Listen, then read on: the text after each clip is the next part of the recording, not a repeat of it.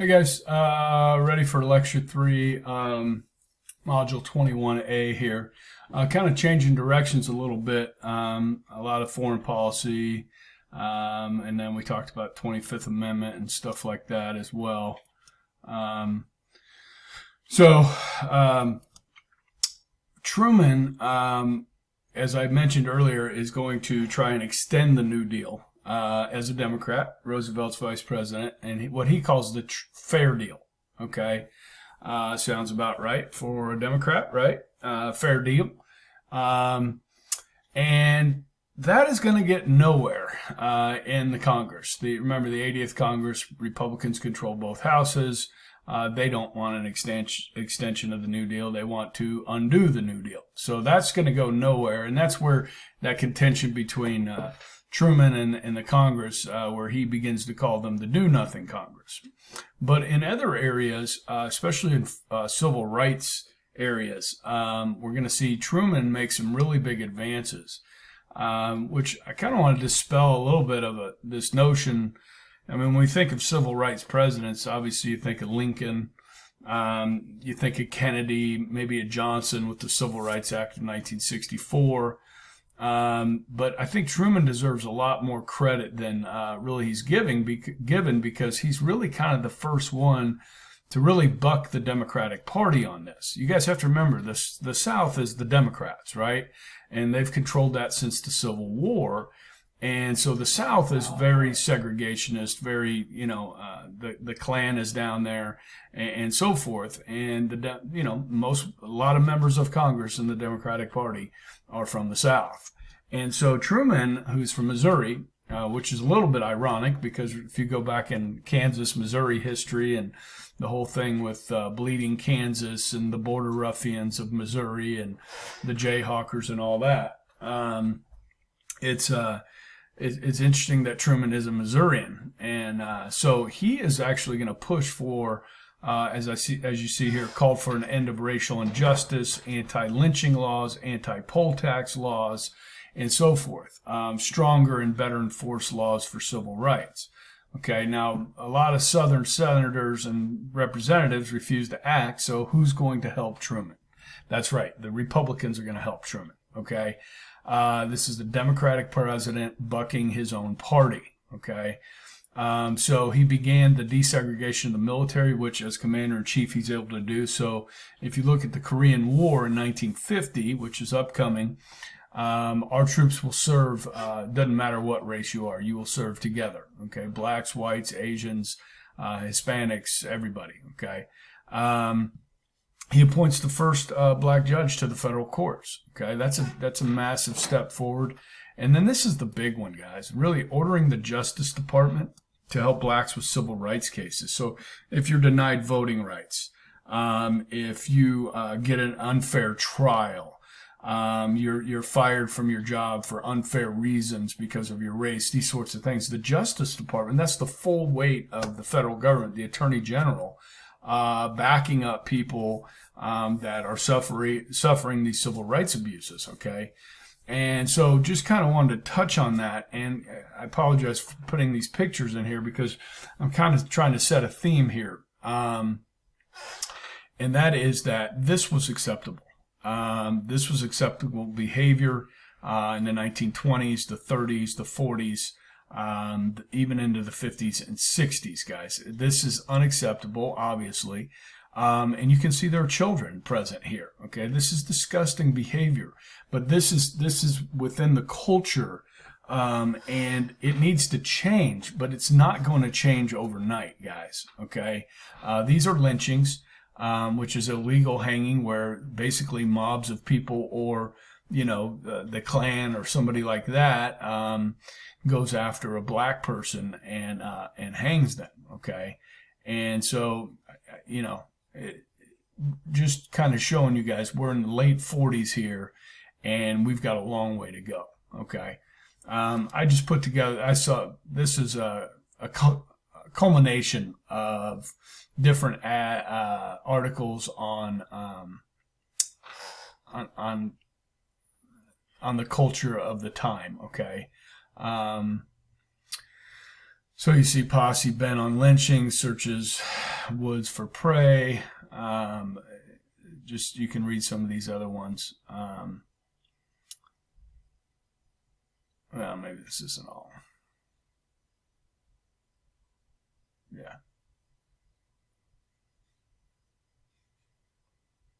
Don't worry about that. Okay. All right. Changing directions quite a bit here. We will come back to civil rights. Okay. I want to talk about the creation of the United Nations. All right. This is kind of a big deal. Eleanor Roosevelt was really played a big hand in kind of forming this with the president. And obviously the League of Nations had failed. We didn't join it to begin with, but as an organization, it failed to prevent World War I, if you'll recall. Has no backbone, has no military. It can't enforce its decisions. They can outlaw Japan, but what does that mean? It means nothing. Okay.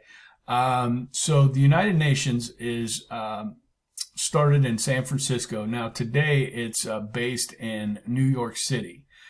You guys should understand that your tax dollars, the U.S. tax dollars, are the number one funding mechanism for the United Nations. Other nations, of course, send money as well, but we send more than any other country. This kind of brings up the World Health Organization, which we give $400 million to, and the next largest is 40-some million by China. Okay.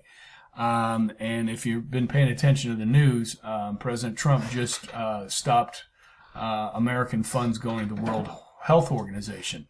In his view, and the view of some, is that this organization is protecting the Chinese. And there's been a lot of stories coming out about how this virus started in Wuhan in a laboratory. And from what I've read is like an intern mishandled this virus and contracted it, gave it to her boyfriend. He went to the market and boom, there you go. I mean, this is devastating to the world. That's, I don't know if that's all the facts or not, guys. That's what reputable news organizations are reporting. The Chinese deny this. Okay. So, but the World Health Organization's also kind of been backing China in this. And, so Trump has decided to pull funding from it. Okay. And a lot of people are saying, well, let's go ahead and do that with the United Nations as well. Okay, so let's look at kind of the purpose of the United Nations. Okay, to maintain international peace and security. To that end, take effective collective measures for the prevention and removal of threats to the peace, and for the suspension of acts of aggression or other breaches of the peace, and to bring about by peaceful means and in conformity with principles of justice and international law, adjustment or settlement of international disputes or situations which might lead to a breach of peace. Okay, sounds like a good idea. It sounds well intended as well. Okay, to develop friendly relations among nations based on respect for the principle of equal rights and self-determination of peoples. Stop. Okay, in 1945, how was the United States doing with equal rights? Not very well. Okay. Fast forward 55 years or 70, 60, 75 years. Do we have members of the United Nations that still do not provide equal rights? Oh yeah, we do. Okay. There's lots of them. Just mention China. Talk about many of the Muslim countries. Okay. That they don't treat women equal. These sorts of things. Okay. So understand there are many nations that are members of this body that do not in themselves participate in equal rights and self-determinations of people, especially, when it comes to some other areas we'll talk about down here. Okay. So, and to take other appropriate measures to strengthen universal peace. Again, sounds like a good thing there. Okay. To achieve international cooperation in solving international problems of economic, social, cultural, humanitarian character. Stop. I think, with the humanitarian aid, okay, economic aid, the United Nations does some really good things here. There are different bodies within the UN, okay, and when the ones that come to like when there's a famine, okay, or something, or a tsunami or a massive earthquake. Using the United Nations to pool resources can be a good thing that help people. Now, you have to understand who's usually at the front of the line with the biggest check to help people out.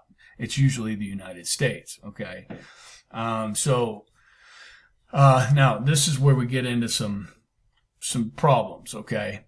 And in promoting and encouraging respect for human rights, the fundamental freedoms for all without distinction as to race, sex, language, or religion.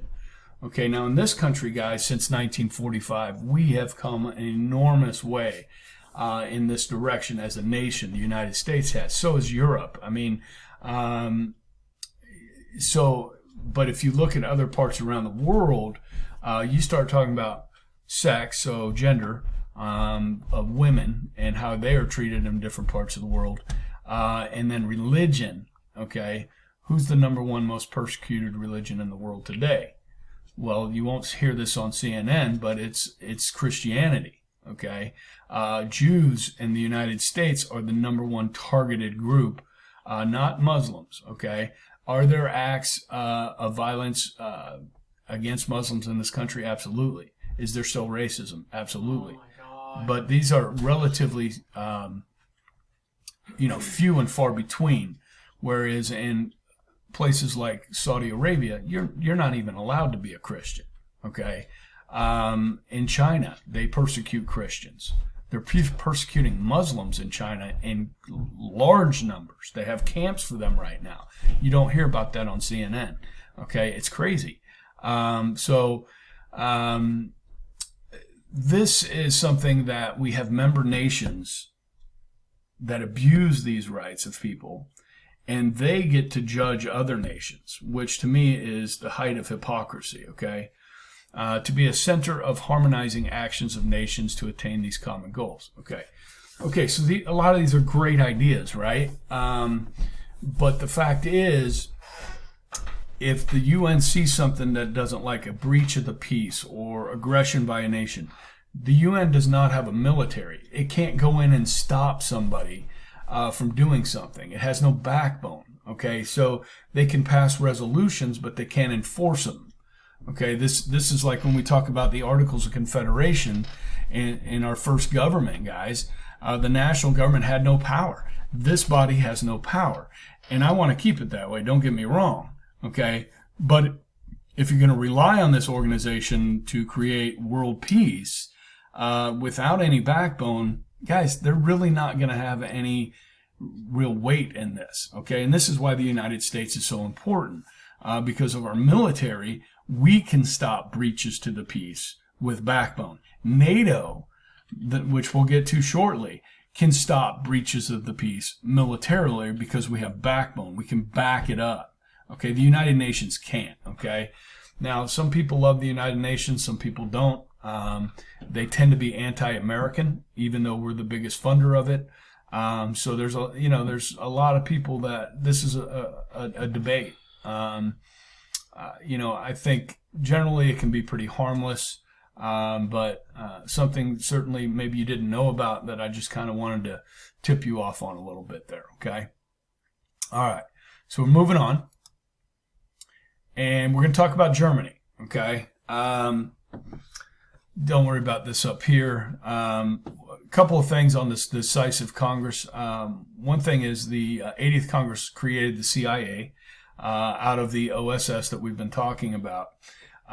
They set up the Joint Chiefs of Staff, okay, which, is to advise the president and so forth. So they were doing a lot of business. It may not have been Truman's business with the fair deal, but they were doing a lot, okay? So Germany is going to be split into 4 zones of occupation at the end of the war, okay? Now, this map here actually includes Austria, okay? So if I were to draw, the border would be kind of like this, right? There's Austria, okay? This is Bavaria. Actually, this is just Austria right down here, okay? So 4 zones. It's going to be the Soviet zone in green here, which should be red. You've got the British zone, the French zone, and the American zone, okay? Not sure why we included the French, but We included the French. All right. So this is an important time period, okay, especially right after the war, okay. Berlin itself, which is right here, guys, in red, and I have it blown up here, okay. Berlin itself is also going to be split into 4 zones: French, British, American, and then the East Berlin is going to be controlled by the Soviet Union, okay. So remember, when the Red Army came into all these countries, okay, they didn't leave for 40 years.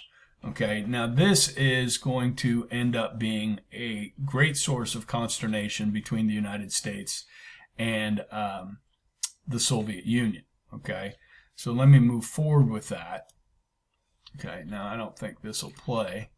Okay, but I can attach a link to Churchill's speech. Okay, this is kind of interesting. Churchill was actually at Potsdam meeting with Truman and Stalin near the end of the war. And they were holding elections back in England. And Churchill, you know, this is after they have victory in Europe. Churchill is defeated in parliamentary elections. So they're like, hey, we want you to help us win this war. Thank you for everything you did, leading us through these difficult years. Now you can go on and do something else. So Truman actually felt sorry for Churchill, and he invited him over to Missouri to visit, and he was asked to give the commencement address at this small college in Missouri, Fulton, Missouri, called Westminster College.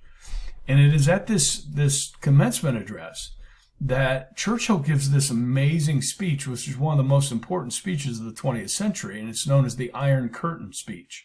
Okay, so I'll attach a clip to that. It's really Churchill at his best, where, you know, he was the one that was always warning about Hitler and what he was going to do, and he was proven right.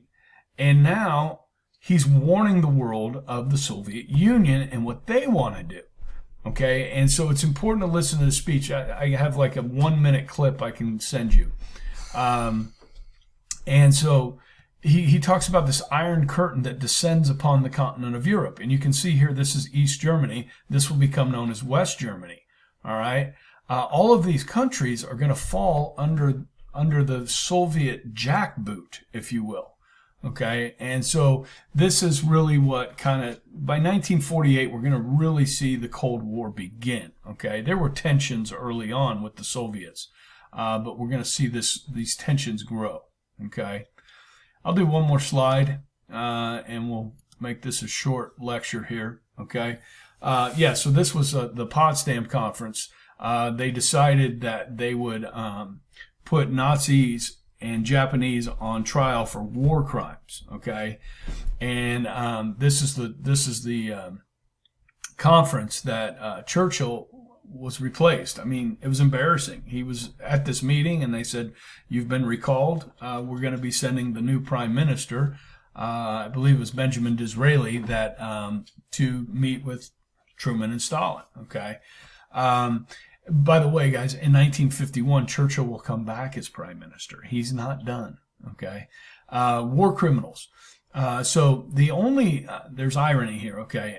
The only courthouse that was still left standing in Germany, large enough to hold international tribunals, was in Nuremberg, Germany. And the irony is that it was the Nuremberg laws that had stripped Jews of their citizenship in 1936. And so now they're going to be punished in that same city that they named these laws of. So in October of 1945, the Four-Power Tribunal, which you know who those four are, okay, 10 Nazi leaders were executed, hundreds were sentenced to death, and 500,000 other Germans were punished as well. Now, as you guys know, some of these Nazis did escape to Central America, South America, United States, Canada, and other places. This picture right here is showing Hermann Goering. He looks like he's lost some weight. He's always that hefty guy. He was the head of the Luftwaffe and was one of the closest confidants of Adolf Hitler. While he is waiting trial, actually while he is on trial, he will commit suicide in his jail cell. Okay. Now, not all of these executions were carried out. Okay. But 10 were. Okay. And then when you go to the Japanese trials, similarly, there's going to be Hideki Tojo. You might remember him. He was the guy that took over the military in Japan in 1940. He is executed, as well as 6 others. Okay. A couple interesting, one story, one of our former Spanish teachers here, before your time, she was racial mix. She was half black, half white, but she talked about her grandfather was African American, and he was an MP, a military police officer at the Nuremberg Trials, which I thought that was pretty neat. And then with one of the interviews that we had, one of my students' great-grandfathers was one of the guards that was protecting, or just basically, being a guard over one of these 6 others that were executed, one of the generals. And they actually, because it took, you get a fair trial, it can take months, especially in a death penalty case. And they actually, they became confidants. I wouldn't say friends, but they talked a lot because he was basically posted at his jail cell. Okay. 4,000 Japanese went to jail, 4,000 officers sentenced to death, though most of those were not carried out. If you guys read Unbroken or saw the movie, what they call him, that guy, the bird, that tortured Louis Zamborini. He was never even put on trial. Okay. This guy was the head of a prison camp and was brutal. Was not jailed. Okay. So, pretty interesting stuff there. We will continue with the German situation, which will lead to the Cold War. Okay. I'll be talking about that in the coming days. And then we'll talk next time we meet about the formation of NATO. And I could talk for days on that. But that'll be good for the next lecture. So that's it for today. See you guys.